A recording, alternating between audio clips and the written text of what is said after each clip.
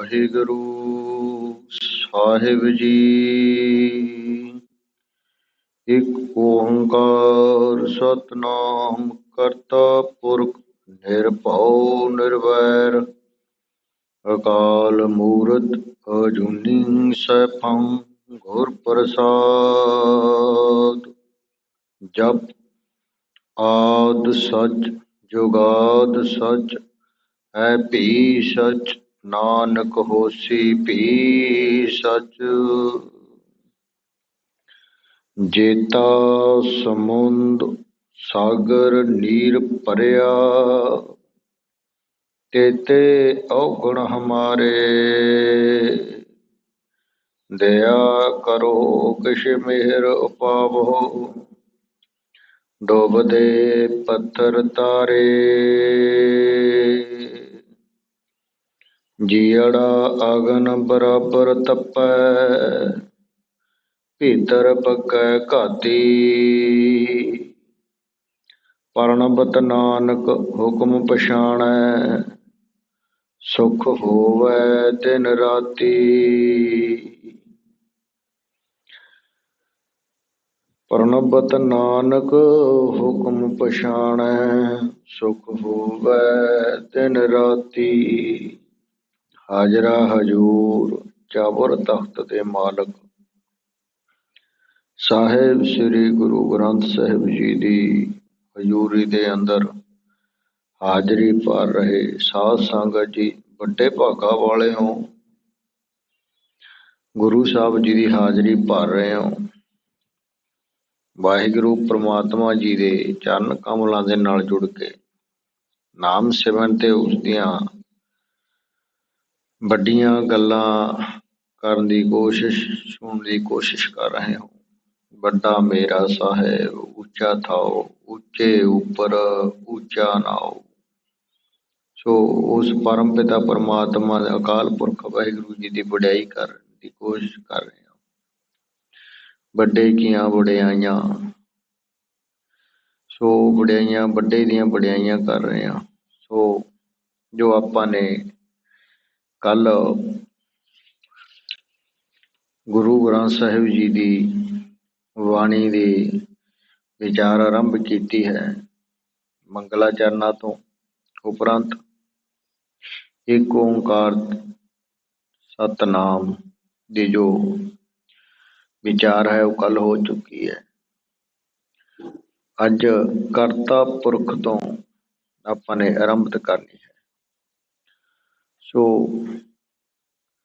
दास आप जी के चरण कमलों के पास भी बेनती कर रहे हैं। परम पिता परमात्मा अकाल पुरख वाहिगुरु जी के चरण कमलों पास बेनती कर रहे हैं कि कोई साध संगत भी जो इकत्र होंगी है ना संगत तो उस परमात्मा का वास होता है। संगत एक ही विश्व है ते परम पिता परमात्मा भी विश्व है। सो बच्चे की अरदास सुनियो। गलतियां की खेमा करनी दुनियावी हाँ कई बारी रचना उलट जाती है ते एकाग्रता दे नाल सरवण करना।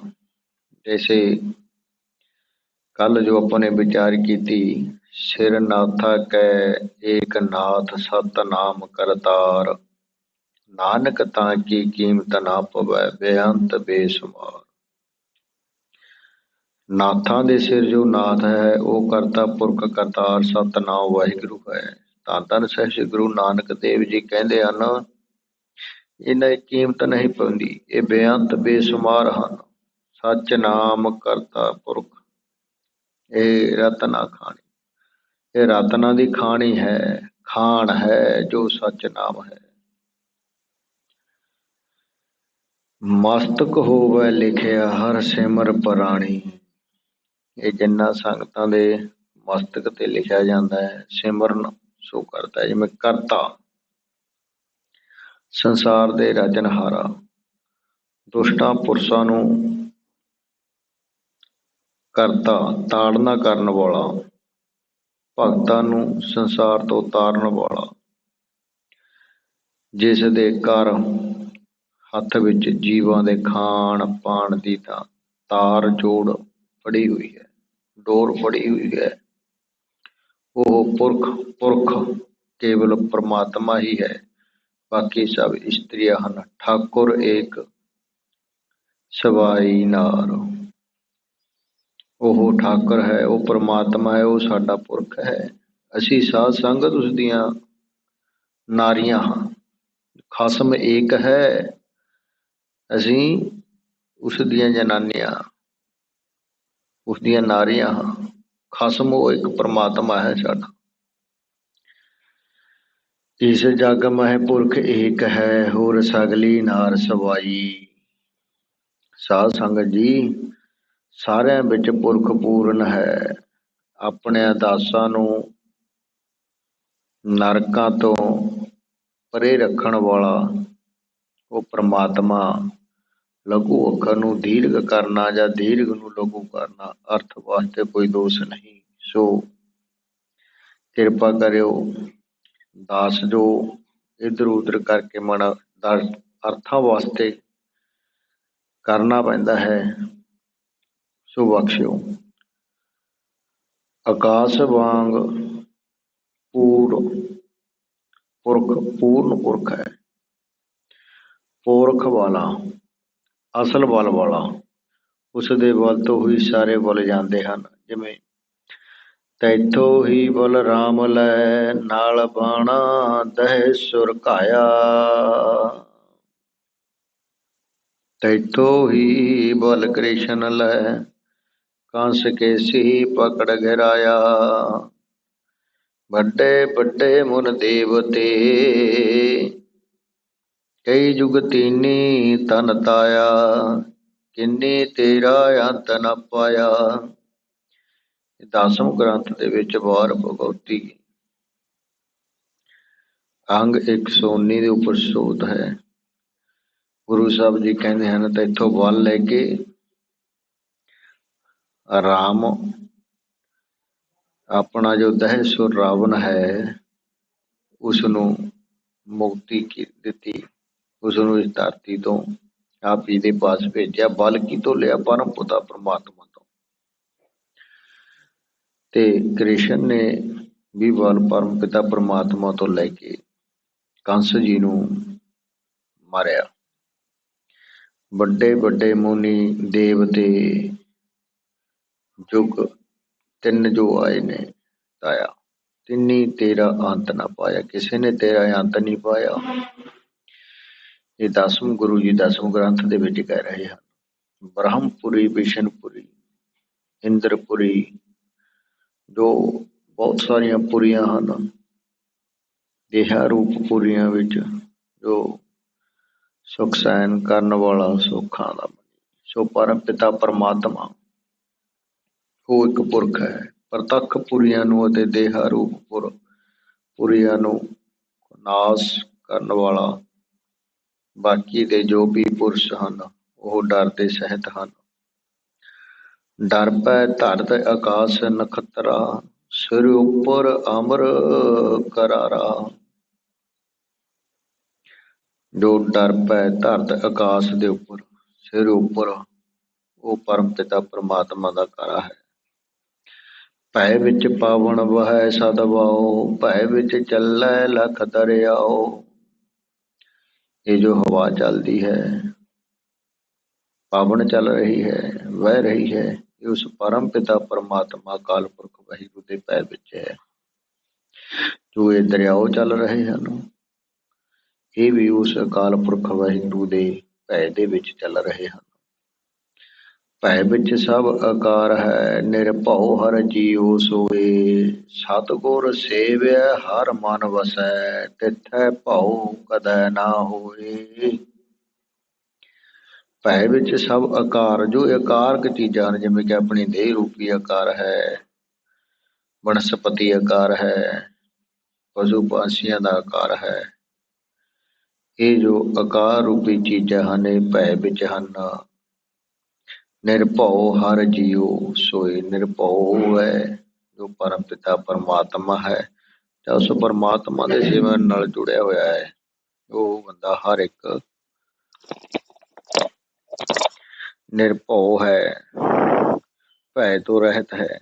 ਜੋ ਪਰਮ ਪਿਤਾ परमात्मा जी दे नाम सिमਰਨ ਦੇ ਨਾਲ ਜੁੜਿਆ ਹੋਇਆ ਹੈ। ਸਤਿਗੁਰ ਸੇਵਿਆ ਹਰ ਮਨ ਵਸੈ, ਤਿਥੈ ਭਉ ਕਦੈ ਨਾ ਹੋਏ। ਜਿਸ ਦੇ ਮਨ ਦੇ ਵਿੱਚ ਉਹ ਪਰਮਾਤਮਾ ਵਸਿਆ ਹੈ, ਜਿਸ ਦੇ ਮਨ ਦੇ ਵਿੱਚ ਉਹ ਵਾਹਿਗੁਰੂ ਦਾ ਸਿਮਰਨ ਹੈ, ਜਿਸ ਨੇ ਉਹ ਸਤਿਗੁਰ ਸੇਵਿਆ ਹੈ, ਉਹ ਹਰ ਪਰਮਾਤਮਾ ਸਿਮਰਿਆ ਹੈ, ਉਸਨੂੰ ਕਿਸੇ ਵੀ ਚੀਜ਼ ਦਾ ਭਉ ਨਹੀਂ, ਮੌਤ ਦਾ ਡਰ ਨਹੀਂ, ਜੰਮਾਂ ਦਾ ਭਉ ਨਹੀਂ, ਉਹ ਭਉ ਤੋਂ ਰਹਿਤ ਹੈ। ਨਿਰਭਉ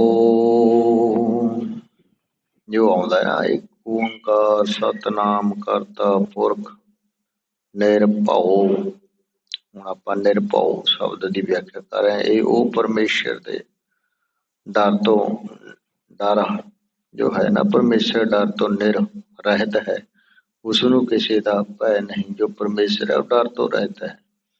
ਨਿਰਭਉ ਨਿਰੰਕਾਰ ਦਿਆਲੀਆ, ਜੀਆ ਜੰਤ ਸਗਲੇ ਪ੍ਰਤਪਾਲੀਆ ਰਹਾਉ। ਨਿਰਭਉ ਉਸ ਨਿਰੰਕਾਰ ਦਿਆਲ ਉਸ ਪਰਮਾਤਮਾ ਦੇ ਜੀਅ ਜੰਤ, ਜਿੰਨਾ ਆਪਾਂ ਹਾਂ ਸਾਰੇ ਜੀਅ ਜੰਤ ਹਾਂ, ਪਿਰਤ ਪਾਲਣ ਵਾਲਾ ਉਹ ਇੱਕ ਪਰਮਾਤਮਾ ਹੈ। ਉਹ ਨਿਰਭਉ ਹੈ, ਉਹ ਨਿਰਵੈਰ ਹੈ, ਉਹ ਕਰਤਾ ਪੁਰਖ ਹੈ। ਦੁਸ਼ਟ ਪੁਰਸ਼ਾਂ ਨੂੰ ਨਿਰਾ ਡਰ ਹੀ ਦੇਣ ਵਾਲਾ ਹੈ। ਜਨਮ ਮਰਨ ਤੋਂ ਰਹਿਤ ਹੈ। ਵਿਸ਼ੇਸ਼ ਕਰਕੇ ਕਲਿਆਣ ਰੂਪ ਸਰੂਪ ਹੈ। ਸਾਧ ਸੰਗਤ ਜੀ, ਪਰਮ ਪਿਤਾ ਪਰਮਾਤਮਾ ਦਾ ਕੋਈ ਆਕਾਰ ਨਹੀਂ, ਨਿਰਵੈਰ। ਉਹ ਵੈਰ ਤੋਂ ਰਹਿਤ ਹੈ, ਉਹ ਕਿਸੇ ਨਾਲ ਵੈਰ ਨਹੀਂ ਕਰਦਾ, ਹਰ ਇੱਕ ਨੂੰ ਪ੍ਰੇਮ ਕਰਦਾ ਹੈ। ਪਰਮ ਪਿਤਾ ਪਰਮਾਤਮਾ ਨਿਰਵੈਰ ਹੈ। ਜੁਗ ਜੁਗ ਥਾਪ ਸਦਾ ਨਿਰਵੈਰ, ਜਨਮ ਮਰਨ ਨਹੀਂ ਧੰਦਾ ਤੈਰੋ। ਜੁਗਾਂ ਜੁਗ ਥਾਪਦਾ ਹੈ, ਪਰ ਉਹ ਨਿਰਵੈਰ ਰਹਿੰਦਾ ਹੈ।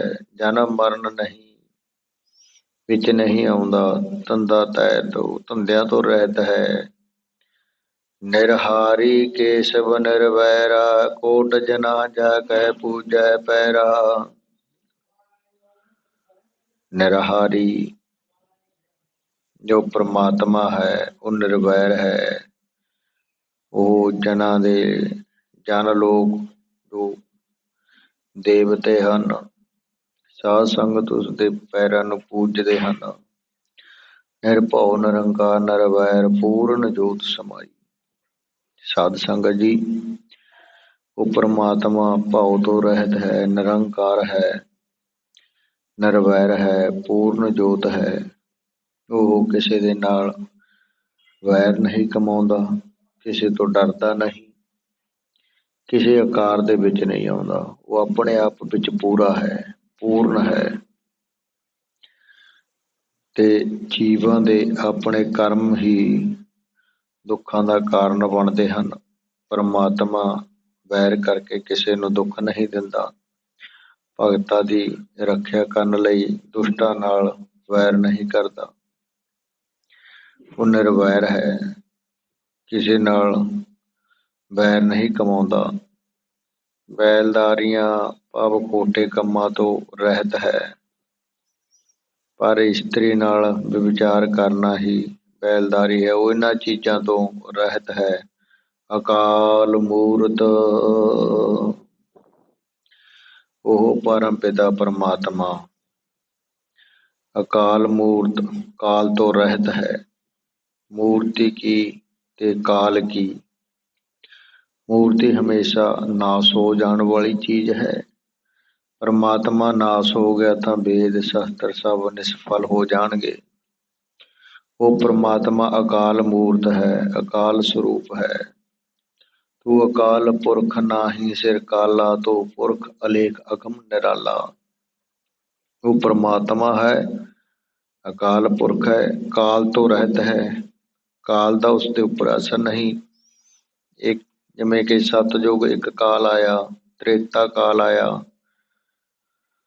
ਦੁਆਪਰ ਕਾਲ ਆਇਆ, ਕਲਯੁਗ ਕਾਲ ਆਇਆ। ਉਹ ਇਹਨਾਂ ਕਾਲਾਂ ਤੋਂ ਰਹਿਤ ਹੈ। ਜਿਵੇਂ ਕਿ ਆਪਾਂ ਕਹਿ ਦਿੰਦੇ ਹਾਂ ਭੂਤ ਕਾਲ, ਭਵਿੱਖ ਕਾਲ, ਵਰਤਮਾਨ ਕਾਲ ਉਹ ਇਹਨਾਂ ਕਾਲਾਂ ਤੋਂ ਰਹਿਤ ਹੈ, ਸਮੇਂ ਤੋਂ ਰਹਿਤ ਹੈ। ਤੋ ਪੁਰਖ ਲੇਖ ਅਗਮ ਨਿਰਾਲਾ, ਉਹ ਅਗਮ ਹੈ, ਨਿਰਾਲਾ ਹੈ, ਆਪਣੇ ਆਪ ਵਿੱਚ ਹੈ। ਸਫਲ ਦਰਸ਼ਨ ਅਕਾਲ ਮੂਰਤ, ਪ੍ਰਭ ਹੈ ਭੀ ਹੋਵਨ ਹਾਰਾ। ਉਹ ਸਫਲ ਦਰਸ਼ਨ ਅਕਾਲ ਮੂਰਤ ਹੈ, ਉਹ ਪ੍ਰਭੂ ਪਿਤਾ ਪਰਮਾਤਮਾ ਹੈ, ਉਹ ਹੋਣਹਾਰਾ ਹੈ। ਅਮੋਘ ਦਰਸ਼ਨ ਅਜੂਨੀ ਸੰਭਉ, ਅਕਾਲ ਮੂਰਤ ਜਿਸ ਕਦੇ ਨਹੀਂ ਖਾਓ। ਉਹ ਅਕਾਲ ਦੇ ਗ੍ਰਸਤ ਤੋਂ ਬਾਹਰ ਹੈ। ਜਪ ਮਨ ਨਿਰਭਉ, ਸਤ ਸਤ ਸਦਾ ਸਤ, ਨਿਰਵੈਰ ਅਕਾਲ ਮੂਰਤ। ਹੇ ਮਨ, ਉਹ ਨਿਰਭਉ ਪਰਮ ਪਿਤਾ ਪਰਮਾਤਮਾ ਨੂੰ ਜਪ, ਜੋ ਸਦਾ ਸਤ ਹੈ, ਸਤ ਹੈ, ਸਤ ਹੈ, ਸਦਾ ਰਹਿਣ ਵਾਲਾ ਹੈ। ਉਹ ਅਕਾਲ ਮੂਰਤ ਹੈ, ਜੋ ਕਾਲ ਤੋਂ ਰਹਿਤ ਹੈ। ਉਸਨੂੰ ਕਾਲ ਗ੍ਰਸ ਨਹੀਂ ਸਕਦਾ। ਉਸਨੂੰ ਸਦਾ ਸਿਮਰੋ, ਸਿਮਰੋ ਵਾਹਿਗੁਰੂ, ਵਾਹਿਗੁਰੂ, ਵਾਹਿਗੁਰੂ। ਅਜੂਨੀ ਸੰਭਉ, ਅਜੂਨੀਆਂ ਤੋਂ ਬਾਹਰ ਹੈ। ਮੇਰੇ ਮਨ ਆਂਦਿਨ ਧਿਆਏ, ਨਿਰੰਕਾਰ ਨਿਰਹਾਰੀ। ਹੇ ਮਨਾ, ਉਸ ਨਿਰੰਕਾਰ ਨਿਰਾਹਾਰੀ ਉਸ ਪਰਮਾਤਮਾ ਨੂੰ ਹਮੇਸ਼ਾ ਧਿਆਉਂਦਾ ਰਹਿ। ਅਕਾਲ ਮੂਰਤ ਹੈ, ਸਾਧ ਸੰਤਨ ਕੀ ਠਾਹਰ ਕੀਨੀ, ਧਿਆਨ ਕੋ। ਸਾਧ ਸੰਤਾਂ ਨੇ ਵੀ ਉਸ ਪਰਮਾਤਮਾ ਨੂੰ ਧਿਆਇਆ ਹੈ। ਅਕਾਲ ਸਰੂਪ ਦੇ ਧਿਆਨ ਕਰਨੇ ਨੂੰ ਸੰਤਾਂ ਸਾਧਾਂ ਦੀ ਸੰਗਤ ਹੀ ਨੀਕੀ ਠਾਹਰ, ਚੰਗੀ ਜਗ੍ਹਾ ਹੈ। ਦੁਖ ਭੰਜਨ ਨਿਧਾਨ ਅਮੋਲੇ, ਨਿਰਭਉ ਨਿਰਵੈਰ ਅਥਾਹ ਅਤੋਲੇ। ਅਕਾਲ ਮੂਰਤ ਅਜੂਨੀ ਸੰਭਉ, ਮਨ ਸਿਮਰਤ ਠੰਡਾ ਥੀਵਾ ਜਿਉ। ਕਰਤਾ ਪੁਰਖ ਪਰਮਾਤਮਾ, ਲੈਣਾ ਦੇਣਾ ਕਰਨ ਵਾਲਾ, ਇਸ ਤਰ੍ਹਾਂ ਤਿਸ ਦੇ ਰੂਪ ਹੋ ਰਿਹਾ ਹੈ। ਸ਼ੰਕਾ ਤੁਹਾਡੀ ਪ੍ਰੀਤੀ ਕਿਸੇ ਵਿੱਚ ਹੈ, ਉਸਨੂੰ ਕਿਸ ਨਾਮ ਨਾਲ ਯਾਦ ਕਰ ਰਹੇ ਹੋ। ਜੋ ਪਰਮਾਤਮਾ ਅਕਾਲ ਪੁਰਖ ਹੈ, ਦੇਸ਼ ਕਾਲ ਵਸਤੂ ਦੇ ਭੇਦ ਤੋਂ ਰਹਿਤ ਹੈ, ਦੁੱਖ ਕਾਲ ਤੋਂ ਰਹਿਤ ਹੈ, ਦੁਰਭਿੱਖ ਕਾਲ ਤੋਂ ਰਹਿਤ ਹੈ। ਉਸ ਪਰਮਾਤਮਾ ਵਿੱਚ, ਉਸ ਦੀ ਮੂਰਤ ਵਿੱਚ ਆਪਣੀ ਪ੍ਰੀਤੀ ਹੈ। ਉਹਨੂੰ ਪ੍ਰੀਤੀ ਨੂੰ ਉੱਥੇ ਜੋੜੋ। ਅਕਾਲ ਕਾਲ ਤੋਂ ਰਹਿਤ ਹੈ, ਮੂਰਤ ਮੂਰਤੀ ਆਕਾਰ ਤੋਂ ਰਹਿਤ ਹੈ। ਅਜੂਨੀ ਸੈਭੰ, ਜੂਨੀਆਂ ਤੋਂ ਰਹਿਤ ਹੈ। 84 ਲੱਖ ਜੂਨ ਵਿੱਚੋਂ ਕਿਸੇ ਜੂਨ ਵਿੱਚ ਆਉਂਦਾ ਨਹੀਂ। ਅਲਖ ਅਪਾਰ ਅਗੰਮ ਅਗੋਚਰ, ਨਾ ਤਿਸ ਕਾਲ ਨ ਕਰਮਾ। ਜਾਤ ਅਜਾਤ ਅਜੂਨੀ ਸੰਭਉ, ਨਾ ਤਿਸ ਭਉ ਨ ਭਰਮਾ। ਜਿਵੇਂ ਕਿ ਬ੍ਰਹਮਾ ਵੀ ਜਿਸ ਤੋਂ ਊਣੀ ਨਿਜੂਣ ਭਾਵ ਹੇਠਾਂ ਹੈ, ਮਾਇਆ ਵੀ ਜਿਸ ਤੋਂ ਊਣੀ ਨਿਜੂਣ ਹੈ, ਵਿਸ਼ੇਸ਼ ਕਰਕੇ ਸਾਰਿਆਂ ਦਾ ਜੂਨੀ ਕਾਰਨ ਰੂਪ ਹੈ। ਪ੍ਰਕਾਸ਼ ਰੂਪ ਉਹ ਪਰਮਾਤਮਾ ਹੈ। ਸੈਭੰ, ਸੈਭੰ ਦਾ ਅਰਥ ਹੈ ਉਹ ਪਰਮਾਤਮਾ, ਉਹ ਪ੍ਰਕਾਸ਼ ਰੂਪ ਹੈ। ਸੁਤੈ ਪ੍ਰਕਾਸ਼ ਸਰੂਪ ਹੈ। ਦੁਖ ਭੰਜਨ ਨਿਧਾਨ ਅਮੋਲੇ, ਨਿਰਭਉ ਨਿਰਵੈਰ ਅਥਾਹ ਅਤੁਲੇ। ਅਕਾਲ ਮੂਰਤ ਅਜੂਨੀ ਸੰਭਉ, ਮਨ ਸਿਮਰਤ ਠੰਡਾ ਥੀਵਾ ਜਿਉ। ਅਕਾਲ ਮੂਰਤ ਅਜੂਨੀ ਸੰਭਉ, ਕਲ ਅੰਧਕਾਰ ਦੀਪਾਈ। ਜਿਵੇਂ ਸੈਂਕੜਿਆਂ ਦੇ ਨਾਸ਼ ਕਰਨ ਵਾਲਾ ਸੈਭੰ, ਉਹ ਪਰਮ ਪਿਤਾ ਪਰਮਾਤਮਾ ਹੈ। ਆਪਣਿਆਂ ਦਾਸਾਂ ਦੇ ਸਮੱਸਿਆ ਨੂੰ ਭੰਗ ਕਰਨ ਵਾਲਾ ਉਹ ਪਰਮ ਪਿਤਾ ਪਰਮਾਤਮਾ ਹੈ। ਗੁਰ ਪ੍ਰਸਾਦ ਅਗਿਆਨ ਰੂਪ ਹਨੇਰੇ ਵਿੱਚ ਪ੍ਰਕਾਸ਼ ਕਰਨ ਵਾਲਾ ਉਹ ਗੁਰੂ ਦਾ ਪ੍ਰਸਾਦ ਦਾ ਨਾਮ, ਉਹ ਪਰਮ ਪਿਤਾ ਪਰਮਾਤਮਾ, ਉਹ ਹਰ ਇੱਕ ਦੇ ਨਾਲ, ਹਰ ਇੱਕ ਨਾਮ ਸਿਮਰਨ ਕਰਨ ਵਾਲੇ ਜੀਵ ਦੇ ਨਾਲ, ਹਰ ਇੱਕ ਦੇ ਨਾਲ ਉਹ ਆਪਣਾ ਇੱਕੋ ਜਿਹਾ ਵਿਵਹਾਰ ਰੱਖਦਾ ਹੈ, ਉਹ ਨਾਮ ਸਿਮਰਨ ਵਾਲਿਆਂ ਵਾਸਤੇ ਗੁਰੂ ਪ੍ਰਸਾਦ ਹੈ। ਸਾਰਿਆਂ ਕਰਕੇ ਪੂਜਨੀਕ ਹੈ, ਸਾਰਿਆਂ ਤੋਂ ਗੁਰੂ ਵੱਡਾ ਹੈ। ਸੁਆਦਾਂ ਤੋਂ ਪਰੇ ਹੈ, ਪ੍ਰਸਾਦ ਮੰਦਰ ਦੀ ਨਿਆਈ, ਸਾਰਿਆਂ ਦਾ ਅਧਿਆਨਾਸਟ ਰੂਪ ਹੈ। ਜਿਸ ਪਰਮਾਤਮਾ ਦੇ 5 ਮੰਦਰ ਸਾਰਿਆਂ ਤੋਂ ਗੁਰ ਵੱਡੇ ਹਨ।